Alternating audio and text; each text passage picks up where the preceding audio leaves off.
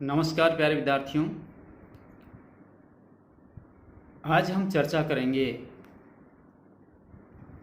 MA पूर्वार्ध हिंदी के syllabus के बारे में।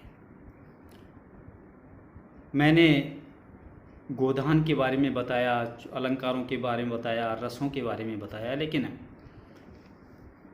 कई विद्यार्थियों के फ़ोन भी आए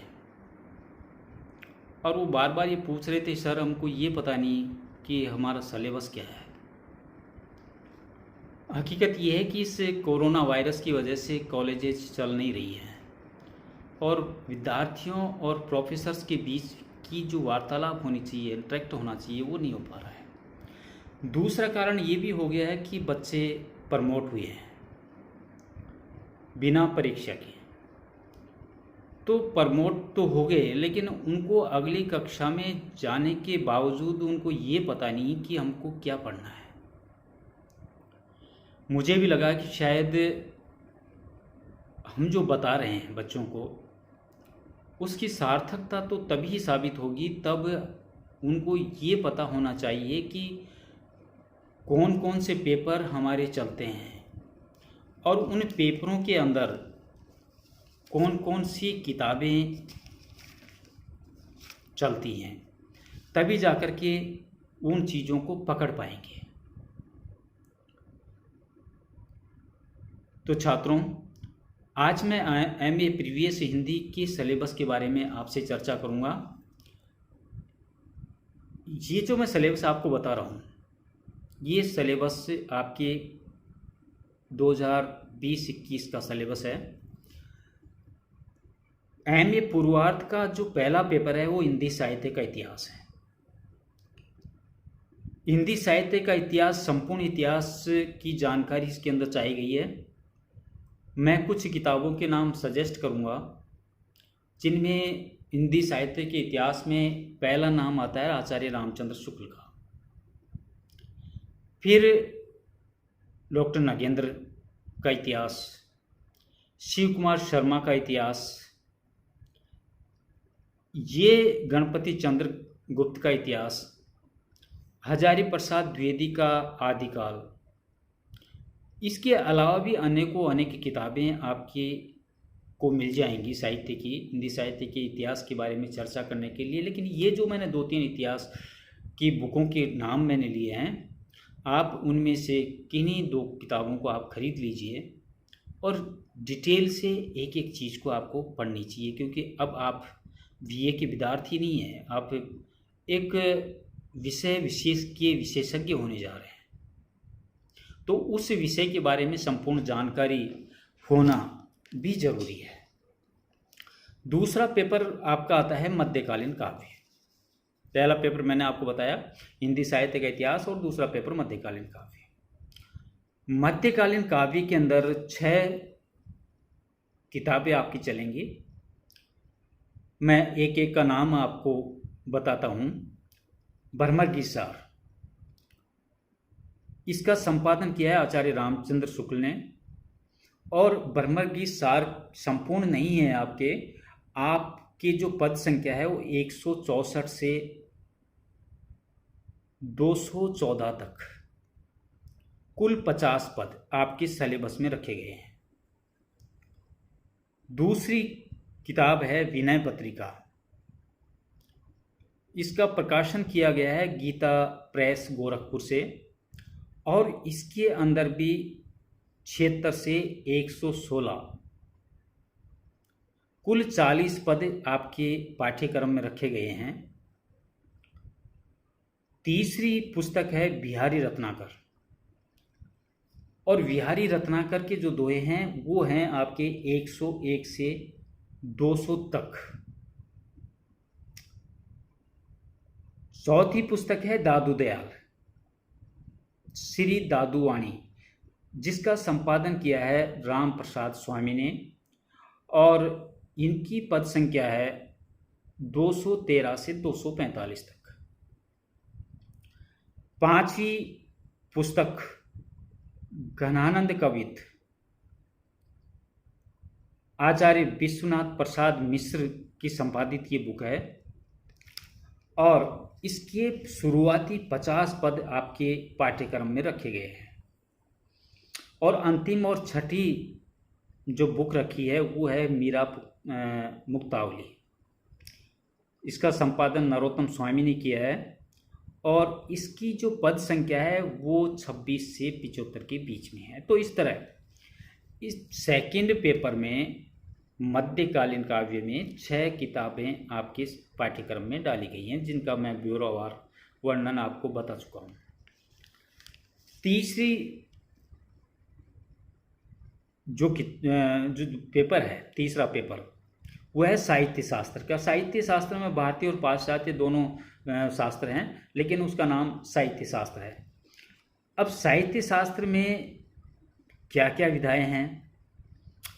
सबसे पहले तो साहित्य की परिभाषा, साहित्य के प्रमुख विधाओं के सिद्धांत और उसकी विवेचना, जिसमें प्रबंध काव्य भी है, मुक्तक काव्य भी है, उपन्यास भी है, कहानी भी है, नाटक भी है, एकांकी भी है, आत्मकथा भी है, जीवनी भी है, रेखा चित्र भी है, संस्मरण भी है और रिपोर्टाज भी है। तो ये सारी चीज़ आपके साहित्य शास्त्र के सिलेबस में डाली गई है। इसके अलावा भारतीय काव्य शास्त्र का इतिहास एवं काव्य शास्त्र के विविध संप्रदाय, जिनमें रस संप्रदाय, ध्वनि संप्रदाय, वक्रोक्ति संप्रदाय, रीति संप्रदाय, अलंकार संप्रदाय और औचित्य संप्रदाय, ये आपके सिलेबस के प्रमुख अंग हैं। तीसरा है पाश्चात्य काव्य शास्त्र। पाश्चात्य काव्य शास्त्र के अंदर जो दार्शनिक लिए गए हैं वो दार्शनिक है प्लेटो, अरस्तु, इलियट, क्रॉन्च, मार्क्स और आइए रिचर्डसन के काव्य विधान। चौथा इसमें लिया है हिंदी के प्रमुख आलोचक, जिनमें आचार्य रामचंद्र शुक्ल हैं, हजारी प्रसाद द्विवेदी हैं, रामविलास शर्मा हैं, आचार्य रामचंद्र शुक्ल हैं, पहले मैं नाम ले चुका हूँ, नंद दुलारे वाजपेयी हैं, डॉक्टर नगेंद्र हैं, राम स्वरूप चतुर्वेदी हैं। तो ये सारे के सारे जो प्रमुख आलोचक हैं उनके बारे में भी थोड़ी बहुत जानकारी आपको होनी अति आवश्यक है। पांचवा इस पेपर का है आलोचना, जो सैद्धांतिक भी हो सकती है और व्यावहारिक भी हो सकती है। तो ये 5 खंड इसमें बनाए गए हैं आपके तीसरे पेपर में। अब इसकी जो किताब मैं सजेस्ट करूं, डॉक्टर भागीरथ मिश्र की किताब भारतीय और पाश्चात्य काव्य शास्त्र, जो बहुत अच्छी किताब है, जिसके बारे में आपको संपूर्ण नहीं तो मैं कहूँ कि 75% जानकारी आपको मिल जाएगी। तो इस किताब को आप ज़रूर खरीद लें, क्योंकि आप हिंदी के विद्यार्थी हैं, एक विषय विशेष के विद्यार्थी हैं, तो कुछ किताबें आपके पास होनी भी चाहिए। अब चौथा पेपर का नाम है हिंदी गद्य, और हिंदी गद्य में उपन्यास, कहानी और अन्य विधाएं, ये सारी चीज़ आती हैं। अब इसके अंदर कौन कौन सी पुस्तक आपके चलेंगी? नंबर 1 गोदान प्रेमचंद का, जिसके बारे में विस्तृत चर्चा मैं पिछले एपिसोड में, पिछली सीरीज़ों में मैं कर चुका हूँ। आप मेरे जो वीडियोज़ हैं उनको ज़रूर देखें।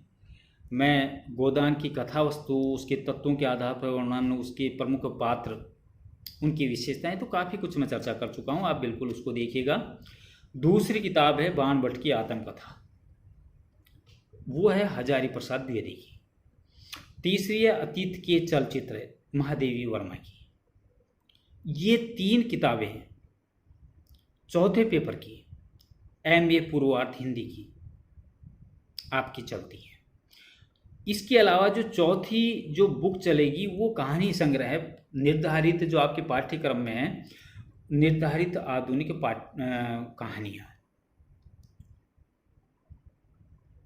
उनमें कौन कौन सी कहानियाँ हैं? नंबर 1 दोपहर का भोजन अमरकांत की, खोई हुई दिशाएं कमलेश्वर की, बीच बहस में निर्मल वर्मा की, ठेस फणीश्वरनाथ रेणु की, अमृतसर का गधा भीष्म साहनी की, एक और जिंदगी मोहन राकेश की, जहां लक्ष्मी कैद है राजेंद्र यादव की, प्रेत मुक्ति शैलेश मटियानी की, भेड़िए भुवनेश्वर की, हंसा आय अकेला मार्केंडे की,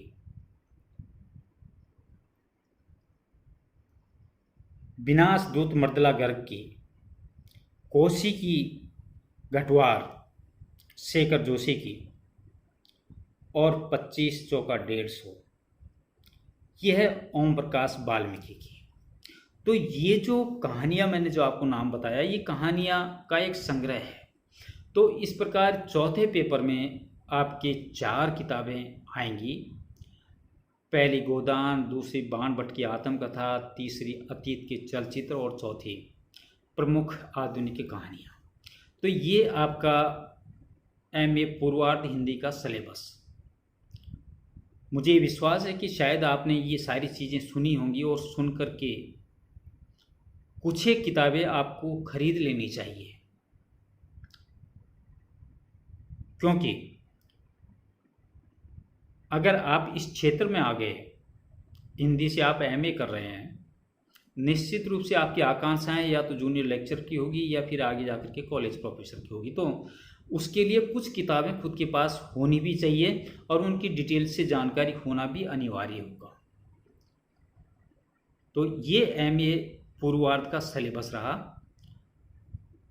इसके बाद मैं आपको MA फाइनल जो MA उत्तरार्ध है उसके सिलेबस के बारे में जानकारी दूंगा।